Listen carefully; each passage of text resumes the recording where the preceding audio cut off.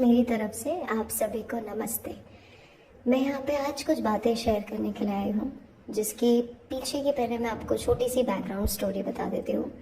तो एक एप्लीकेशन है रेडिट ऐप, जिसमें कुछ समय पहले मैंने कुछ पोस्ट किए थे उस फैमिली से रिगार्डिंग, जिस फैमिली को आप सब देखते हैं, पसंद करते हैं, जिनके मिलियंस ऑफ फॉलोअर्स हैं, ठीक है, जिनको आप सब व्यूज़ देते हैं, लाइक्स देते हैं, बड़ी बड़ी उन्होंने घर बना लिए हैं, गाड़ियाँ खरीद ली हैं, सब कुछ। तो हम पिछले कुछ टाइम से परेशान चल रहे थे। ऑलमोस्ट 2.5 ईयर वो टाइम है जिस टाइम से हमारी पूरी सोसाइटी के ऑलमोस्ट जितने भी हम लोग हैं जो इस विंग में रहते हैं, नॉट ओनली विंग, हम इस सोसाइटी के बहुत सारे लोग हैं जो इन सो कॉल्ड सेलिब्रिटीज से काफ़ी टाइम से परेशान हो रहे हैं, सॉरी। और आप सब बहुत अच्छे से समझ सकते हैं मैं किन की बात कर रही हूँ। मैं उन्हीं की बात कर रही हूँ जिनको आप देखते हैं, हमारे मीरा रोड के so called celebrities, the Chalu family, the Pipika family, the Chohib family, मैं उनकी बात कर रही हूँ। तो ये सिलसिला काफ़ी टाइम से चल रहा था, बहुत ज़्यादा टाइम से चल रहा था, और मैंने बहुत कोशिश करी बहुत सारे लोगों से कनेक्ट करने की, बट हो सकता है सब अपनी अपनी लाइफ में बिजी होते हैं, इतने स्टक होते हैं कि प्रॉपर टाइम पे सोशल मीडिया में रिस्पॉन्ड करना डिफ़िकल्ट हो सकता है।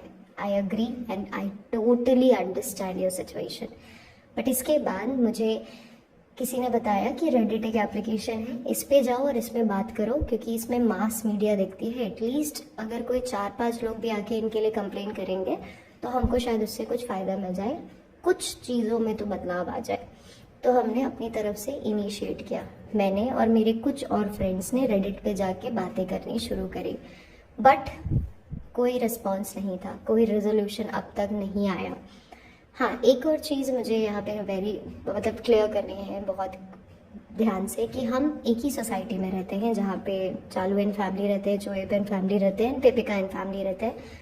अभी तक हमारे ऊपर रेडिट में किसी ने मुझसे अभी तक किसी एक ने भी ये बात करने की कोशिश नहीं करी है कि आप कौन है, क्या है। मुझे कोई धमकी नहीं मिली है, मुझे किसी ने भी कोई धमकाया नहीं है, बट मेरे पास बहुत सारे मैसेजेस आ रहे थे। ऑलमोस्ट मैंने 83 मैसेजेस रिसीव किए हैं पास्ट 1 मंथ में, जिसमें सब यही पूछना चाह रहे हैं कि क्या है इनकी स्टोरी। अगर आप इनके साथ रहते हैं तो आपको बहुत कुछ पता होगा।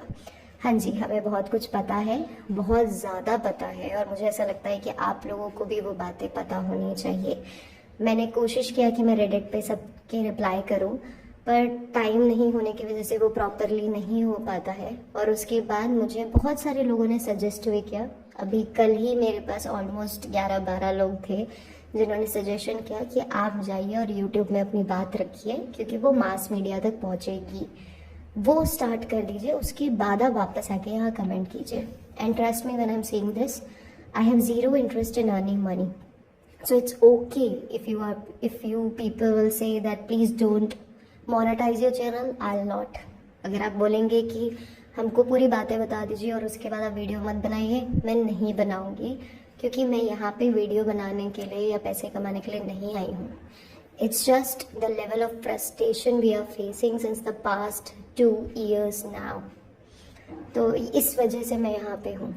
अभी इसके बाद की बात मैं आपको बताती हूँ कि मैं यहाँ पे अपनी वॉइस नहीं डाल सकती, इसलिए आपको दूसरी वॉइस में ये सुनने को मिलेगा। मेरी रियल वॉइस ये नहीं है, मैं अपने रियल नेम से भी नहीं आ सकती हूँ, क्योंकि because of some obvious reason it is very easy to recognise those who are residing around us. और मैं इस वीडियो को एडिट नहीं करूँगी, जो भी है मैं एज इट इज़ डाल दूँगी। आपको बहुत सारी चीज़ें मेरी बात करने के तरीके से समझ आ जाएगा कि क्या है, कैसा है। पहले मुझसे ये क्वेश्चन पूछे गए हैं कि पिपिका की लाइफ के बारे में बताइए, उनकी कैसा चाइल्डहुड था, क्या था, कैसा था, और कुछ लोगों ने मुझसे अलग अलग तरीके के क्वेश्चन पूछे हैं। तो सबसे पहले आज हम स्टार्ट करते हैं। मैं अगले 1 वीक में ना इनकी आपको पूरी लाइफ जर्नी बता दूंगी, क्योंकि मैं बहुत ज़्यादा टाइम नहीं दे सकती हूँ यूट्यूब में। I am so sorry for that. अभी क्योंकि बहुत सारा रमज़ान का टाइम चल रहा है, बहुत सारे काम हैं, घरों में काम है, बाहर काम है, बहुत सारे काम देखने पड़ते हैं। पर हाँ, जितना मुझसे हो पाएगा मैं हर रोज़ 20-25 मिनट निकाल के आपको इनके घर की डिटेल्स, जितनी मुझे पता है, जितनी हम सबको सोसाइटी मेंबर्स को पता है, वो मैं आपको ज़रूर शेयर करूँगी, क्योंकि इनके घर के लोग ही ये बातें आके बाहर करते हैं। और उसका रीज़न ये खुद है, ये खुद अपने एम्प्लॉयज़ को, अपने हाउस हेल्प को इतना फ्रस्ट्रेट कर देते हैं कि उनके पास बोलने के अलावा कुछ और बचता नहीं है।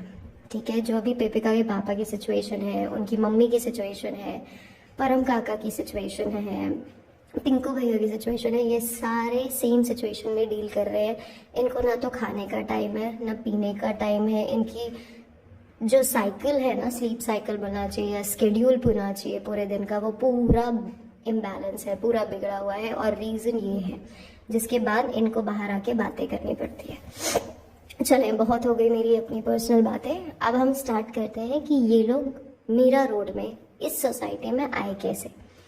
तो मैं आपको बैक स्टोरी पहले बता देती हूँ कि पहले पिपिका और जो चोएब है, जो जनाब हैं, वो लोग इसी बिल्डिंग के, हम सैंडस्टोन बिल्डिंग में रहते हैं, सैंडस्टोन बिल्डिंग के थोड़ी दूरी पे, 1-1.5 किलोमीटर की दूरी पे दूसरी बिल्डिंग पे एक सोसाइटी में ये 1 BHK लेके रहा करते थे, जहाँ पे पिपिका और चोएब रहा करते थे।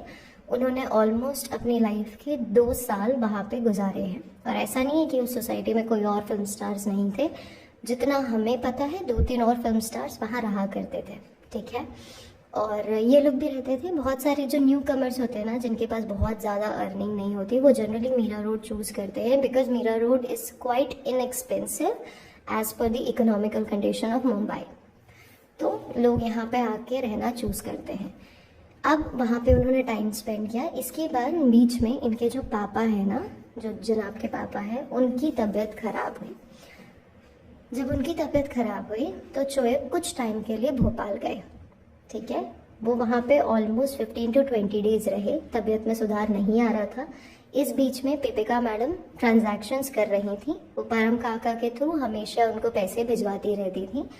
हर मंथ में, हर वीक में कुछ कुछ पैसे जो भी उनके पास होते थे, वो परम काका के थ्रू एज पर DD और ट्रांजैक्शन NEFT RTGS के थ्रू वो पैसे भिजवाती रहती थी। अभी परम काका जो थे वो पैसे भेज देते थे और चोएब उन पैसों को विड्रॉ करके अपने पापा की तबीयत में यूज़ करते थे। बट 15-20 दिन बहुत होते हैं, तो पिपिका और चोएब एक दूसरे से दूर नहीं रह पा रहे थे। ये 15-20 दिन के बाद और 2-4 दिन लगे, पर तबीयत में सुधार बहुत ज़्यादा नहीं आ रहा था। उनको माइनर स्ट्रोक आया था, जो ब्रेन हैमरेज का सिचुएशन था। प्लस हमने ये सुना है कि उनको एंजाइटी अटैक्स भी उस टाइम पे आया करते थे, क्योंकि इनके घर में बहुत सारे प्रॉब्लम्स थी। धीरे धीरे हम उस पर भी बात करेंगे, पर ये इनिशियल स्टेज था। जब पिपिका को समझ आया कि और ज़्यादा दिन लगने वाले हैं, तो उसको रियलाइज़ हुआ कि अब हम इतनी दिन दूर नहीं रह सकते हैं, तो आप प्लीज़ वापस आ जाओ यहाँ पे। फिर चोएब ने सोचा कि हम जा सकते हैं या नहीं। और चोएब की जो मम्मी है, जो हमारी बहुत फेमस टुटारा बेगम है, उन्होंने पहले डिनाई किया इस सिचुएशन से, क्योंकि उनको लगता था कि नहीं, एक तो हिंदू है, हिंदू कन्वर्टेड टू क्रिश्चियन है, दूसरा पहले से इनके पास्ट में कुछ ऐसी हिस्ट्री रही है जो ये लोग एक्सेप्ट नहीं करना चाह रहे थे। इनिशियल डेज की बात कर रही हूँ मैं। इनके पापा तो हॉस्पिटल में एडमिट थे, तो उनको कुछ भी नहीं पता था। मैं चोएब के पापा की बात कर रही हूँ। पर इनकी जो मम्मी है वो उस टाइम पे डिनाइल मोड पे थी, क्योंकि उनका ऑब्जेक्शन पॉइंट्स ये थे कि first, other caste, that too Hindu. Second, एक सिचुएशन थी जो मैं आपको नेक्स्ट वीडियो में या नेक्स्ट ऑडियो में डिस्क्लोज करूँगी कि वो क्या है, कैसा है, सब कुछ। या शायद अगर यही ऑडियो थोड़ा लंबा अगर मैं कर सकती हूँ, तो इसमें ही मैं आपको वो सारी सिचुएशंस भी डिस्क्लोज करूँगी। थर्ड सिचुएशन वो सिचुएशन थी जहाँ पे वो सोच रही थी कि डाइवोर्स्ड है। डाइवोर्स्ड होने के अलावा और भी बहुत सारी बातें थी। उसके अलावा इनकी खुद की फैमिली का बैकग्राउंड सही नहीं था, तो वो ये चाहती थी कि हमारी फैमिली में ऐसी लड़की आए जो इस फैमिली से थोड़ा दब के रहे। बट जब उनको पता चला कि वो पिपिका होने वाली, तो पिपिका उस वक्त अच्छी खासी पोजीशन पे लाई करती थी। पहले उनका थोड़ा डिनाइल मोड चला, फिर चोएब ने उसको समझाया। चोएब ने जब उनको समझाया तो उनको ये रियलाइज़ हुआ कि भाई इस बंदी के पास तो सब कुछ है, तो अभी हम बड़ा हाथ मार सकते हैं। ये बात मुझे बोलते हुए गलत नहीं लग रहा है, क्योंकि एक्चुअली में ऐसा था। और मैं आपको इसके बहुत सारे एग्जाम्पल्स आगे चल के दूंगी कि इन्होंने, मतलब हर जगह एक औरत को गोल्ड डिगर बोला जाता है, पर यहाँ पे एक मर्द और उसकी फैमिली गोल्ड डिगर थी। इसके बाद ये डिसीजन हुआ कि ठीक है, उनको लेके आएंगे। जब उनको लेके आने की बात हुई, तब ये लोगों ने, परम अंकल ने जो हाउस हंटिंग है वो शुरू करी। उन्होंने 2-3 रियल एस्टेट से बात किया, रियल एस्टेट एजेंट से बात किया, जिसमें से हमारी सोसाइटी के एक अंकल थे जो पहले हुआ करते थे, अब उनकी डेथ हो गई है, तो उनसे इन्होंने कम्युनिकेट करने की कोशिश करी। उन दिनों में हमारी सोसाइटी में बैचलर्स को और लिव इन रिलेशनशिप को अलाउड नहीं किया जाता था, बट फिर भी क्योंकि उन्होंने ये बोला कि नहीं नहीं हमारी फैमिली आ रही है, बहुत टफ सिचुएशन है, पता नहीं अब आगे क्या होगा क्या नहीं होगा, और इनको ना बातें मैनिपुलेट करना शुरू से आता है। बहुत सारी बातें मैनिपुलेट करके इन्होंने सोसाइटी में घर ले लिया। उस टाइम पे इस घर का रेंट, इस टाइम पे पहले ये लोगों ने क्या किया, एक साथ ही 2 BHK में पहले ही इनिशियल डे में शिफ्ट हुए। जब ये 2 BHK में इनिशियल डे में शिफ्ट हुए तब इनके बीच में कलेश होने शुरू हुए, और उस टाइम पे मैडम की जो मम्मी है वो भी यहाँ रहा करती थी, ठीक है। और इनकी मम्मी बहुत फन लविंग, अच्छी लाइफ जीने वाली लेडी है, जो अभी भी मोस्ट ऑफ द टाइम ऐसा होता है कि वीकेंड्स पे हमने देखा है कि वो ड्रिंक करती हैं, वो गाने आने चलाती हैं, पुराने गाने, अभी भी किशोर कुमार के, मोहम्मद रफ़ी के गाने चल रहे होते हैं, वो आराम से एंजॉय करती हैं, ड्रिंक वगैरह करती हैं, बच्चे का भी ध्यान रखती हैं, पर हाँ वो अपनी लाइफ अपनी तरफ से जीती हैं। तो मैडम उनके साथ रहा करती थी इनिशियल डेज में। तो जब शिफ्ट होने की बात हुई तो इन्होंने सोचा कि हम सबको साथ में शिफ्ट कर देते हैं, और उन्होंने यही सोच के सबको लेके आए कि सबको एक साथ शिफ्ट करेंगे। बट जब शिफ्टिंग की बात हुई तो सब एक साथ तो शिफ्ट हो नहीं सकते थे, और इनिशियल डे में ये दिखाना तो पॉसिबल नहीं था कि मैडम और जनाब साथ में रह रहे हैं। तो उन्होंने क्या किया, उन्होंने नीचे में एक फ्लैट लिया जिसमें उन्होंने जनाब की पूरी फैमिली और जनाब को रखने की बात करी, और ऊपर एक फ्लैट लिया जहाँ पे मैडम और उनकी मम्मी रहा करती थी। अब क्या हुआ, ये मैडम और उनकी मम्मी बहुत आराम से अपनी लाइफ एंजॉय करते थे, कभी कभार ड्रिंक करते थे, स्मोक करते थे, आराम से अपनी लाइफ एंजॉय करते थे, अच्छे से रहते थे। और जो जनाब थे वो कभी कभार ऊपर आते थे, अपना टाइम स्पेंड करते थे, वापस चले जाते थे, फिर आते थे, टाइम स्पेंड करते थे, वापस चले जाते थे, और ये एक ऑन गोइंग प्रोसीजर था। बट धीरे धीरे जनाब ने ये ऑब्जर्व करना शुरू किया कि पेपिका अपनी मम्मी की तो काफ़ी हेल्प कर रही है फाइनेंशियली, और अवेलेबल है हर वक्त, हर समय काम कर रही है, उनका ध्यान रख रही है। अगर ये इसी तरीके से चलेगा तो ये तो प्रॉब्लमेटिक हो जाएगा। और ऊपर से उनकी मम्मी जो थी वो ड्रिंक वगैरह करती थी, और उनके घर में उस टाइम पे मंदिर वगैरह हुआ करते थे। तो फिर जनाब ने धीरे धीरे पेपिका को ऐसे वुड पेकर की तरीके से होल्ड करना शुरू किया कि अब तुम समझो कि ये जो है ये ड्रिंक वगैरह करती हैं, मेरी फैमिली बहुत ज़्यादा मतलब रिग्रेसिव माइंडसेट से आती है, तो अगर ये ड्रिंक वगैरह करेंगे ना तो हमारी शादी में प्रॉब्लम होगी, तो तुम इस सिचुएशन को अंडरस्टैंड करो और इनको यहाँ से हटा दो। पेपिका ने ये बात को समझा। इस बात को समझने में ऑलमोस्ट उसको 2.5 से 3 महीने लगे। उसने फिर मैडम ने अपनी मम्मी को हटाया, उन्होंने उसको वापस, उनको पहले इनिशियल डे में उनको वापस भेजा मुंबई में इनकी एक सिस्टर रहती हैं, पहले उन्होंने उनके पास भेजा, वहाँ पे इनकी मम्मी रही 2.5-3 साल, और उसके बाद फिर वो पुणे शिफ्ट हुई। पुणे में भी इनकी 2 बहनें रहती हैं, उनके पास इनको शिफ्ट कराया गया, और वहाँ पे भी इनको 1 BHK लेके रहने को बोला गया। इसके बाद जो मैडम है और जो जनाब है वो दोनों एक साथ रहना शुरू किए, बिकॉज जनाब को भी टाइम चाहिए था, उनको प्राइवेसी चाहिए थी, तो दोनों ने एक साथ रहना मीरा रोड में शुरू किया। इसके बाद इनके कुछ टाइम के बाद शादी हुई। शादी होने के बाद इनिशियल डे में कोशिश की गई कि दोनों साथ में रहें, कॉस्ट कटिंग करने की कोशिश की गई। ये सोचा गया कि हम 2 BHK में शिफ्ट होते हैं और पूरी फैमिली एक साथ रहने की कोशिश करती है, बट ये नहीं हो सका क्योंकि इनके बीच में रोज़ झगड़े होते थे, रोज़ एक्सट्रीम लेवल के झगड़े होते थे। जो हमको चालू मैडम दिखती है ना, वो एक्चुअली में बहुत ज़्यादा चालू है, क्योंकि वो ना किसी के साथ रिश्ते नहीं खराब कर सकती थी। उनको बहुत अच्छे से पता था कि अगर मैंने भाभी के खिलाफ बोला तो मेरे को यहाँ पे भी प्रॉब्लम होगी, और अगर मैंने मम्मी के खिलाफ बोला तो वहाँ पे भी प्रॉब्लम होगी। तो वो बहुत संभल के सिचुएशन को हैंडल करती थी, और यूजुअली जब भी झगड़े होते थे ना वो बाहर निकल जाती थी मोस्ट ऑफ द टाइम कि अरे ये झगड़े हो रहे हैं, ऐसा हो रहा है, वैसा हो रहा है करके बाहर आ जाती थी। और ये ऑनगोइंग झगड़े थे जो काफ़ी समय से चल रहे थे। फिर इन लोगों ने डिवाइड एंड रूल किया और अलग अलग रहना शुरू किया। अभी वाली जो सिचुएशन है, करंट सिचुएशन, मुझसे बहुत सारे लोगों ने पूछी है, तो मैं करंट सिचुएशन के हिसाब से आपको आंसर दे दूं। ये वो सिचुएशन थी जो मैंने आपको बताई कि कैसे ये मीरा रोड में इस बिल्डिंग में आके रहना शुरू किए हैं। इसके अलावा की इन्फॉर्मेशन मैं नेक्स्ट वीडियो में धीरे धीरे करके आपको दूंगी। यहाँ पे अभी की सिचुएशन लोग पूछ रहे थे तो वो मैं बता दूँ आपको। हमारी बिल्डिंग में ऑलमोस्ट 30% मुस्लिम्स रहते हैं, सॉरी 70% मुस्लिम रहते हैं और 30% हम हैं, मतलब जाट हैं, पंजाबीज हैं, गुजराती हैं, अलग लोग रहते हैं। तो हमारे बीच में ना बहुत अच्छे रिलेशंस हैं सब। हम सारे फेस्टिवल्स बहुत अच्छे से मज़े से मनाते हैं, सेलिब्रेट करते हैं, सब कुछ करते हैं। तो कुछ टाइम पहले ना हमने सोचा था कि हम जो हज करके आए थे, क्योंकि हमारी सोसाइटी के बहुत सारे लोग हज करने के लिए गए थे, हमारी सोसाइटी ने कोलैबोरेटली ये डिसीजन लिया था कि हम उनके लिए खाना पीना अरेंज करेंगे। हम इनके घर में गए थे पैसे लेने के लिए, सभी के घरों में गए थे पैसे लेने के लिए, क्योंकि हमको कंट्रीब्यूशन करके उनकी तैयारियां करनी थी। जब हम इनके घर में पैसे लेके कंट्रीब्यूशन करने गए तो हमको दीपिका की मम्मी से मिले 500 रुपीज़। हम गए इनकी मम्मी के घर, इनकी मम्मी ने हमको डिनाइल कर दिया, डिनाई मोड पे बोल दिया कि भाई रेसिस्ट कर दिया उस सिचुएशन से बेसिकली, कि नहीं हमारे पास तो पैसे नहीं है, हम आपकी हेल्प नहीं कर सकते हैं। हम गए चालू के घर में, चालू के घर में 2-3 बार मना किया गया कि नहीं है पैसे अभी, आप कल आइए कल आइए कल आइए। फिर हम जब पहुँचे तो हमको 200 रुपये मिले। हम गए जनाब के घर में, उनके घर में भी सेम सिचुएशन थी। 2-3 दिन हमको घुमाया गया कि प्लीज़ कल आइए कल आइए कल आइए, और उसके बाद हमको उस घर से मिले अगेन 300 रुपये। तो ये टोटल हमारा कंट्रीब्यूशन हुआ इनके इतने सारे फ्लैट मेंबर्स से, ठीक है। ये फर्स्ट इंसिडेंट हुआ जो रीसेंट इंसिडेंट था। इसके बाद एड ऑन क्या हुआ कि हमारी सोसाइटी में एक लेडी रहती है, आई गेस इसके बारे में मेरी एक फ्रेंड है, उन्होंने भी बहुत सारे लोगों को ये बातें बताई है। तो वो जो लेडी है ना, वो एजेड लेडी है, हर एज इज़ अबाउट 82 और 83। तो वो अकेले रहती हैं, उनके जो बच्चे हैं वो बाहर रह रहे हैं, दुबई में सेटल्ड हैं, वो बीच बीच में कभी कभार आते हैं, बाकी वो बाहर ही रहते हैं, और उनकी साथ में उनकी पोती रहती है।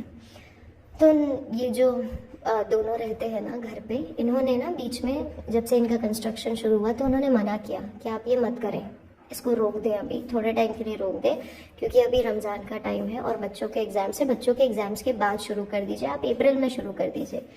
इन्होंने इनकी बात नहीं सुनी, इन्होंने 5-6 बार इनके साथ डिस्कशन करने की कोशिश करी, इन्होंने नहीं सुना।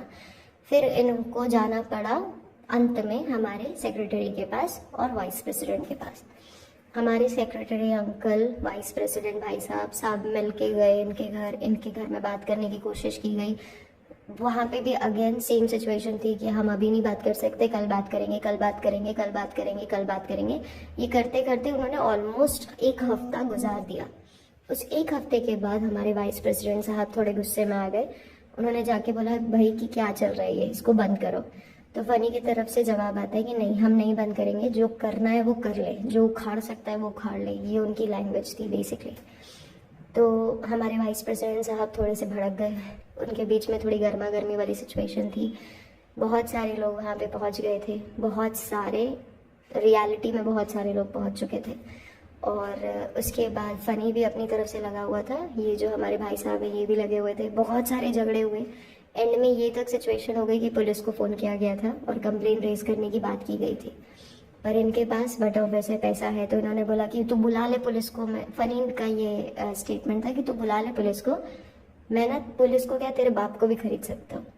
ये स्टेटमेंट सुनने के बाद हमारे भाई साहब जो थे वाइस प्रेसिडेंट भाई साहब, वो थोड़े और भड़क गए, और जब वो भड़के तब फिर बात बहुत उल्टी हो गई, क्योंकि उसके बाद उन्होंने एक्चुअल में अपने जितने भी मतलब फ्रेंड्स हैं, जो पॉलिटिशियंस हैं, जो अच्छे लेवल पे काम करते हैं, उन सबको कांटेक्ट करना शुरू किया।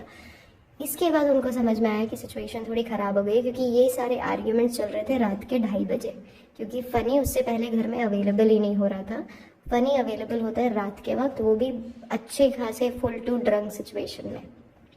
इसके बाद जब ये सिचुएशन इस लेवल पे पहुंच गई तब फिर इनके घर की लेडीज़ आई, और जब लेडीज़ सामने आ जाती है ना तो जो सब भी मर्द होता है ना वो अपने आप रुक जाता है और थोड़ा सा बैकफुट में आ जाता है कि ठीक है अगर आप लोग बोल रहे हैं तो हम मान लेते हैं, पर ये चीज़ यहाँ रुक जानी चाहिए। इन्होंने बात सुनी, 2-3 दिन के लिए इन्होंने नॉर्मल रखा, 2-3 दिन बाद इनका फिर से सेम कंडीशन शुरू हो गई।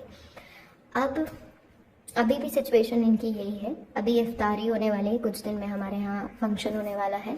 नेक्स्ट वीक में ही हम लोग प्लान कर रहे हैं कि नेक्स्ट फ्राइडे को हम इफ्तारी का फंक्शन रखेंगे।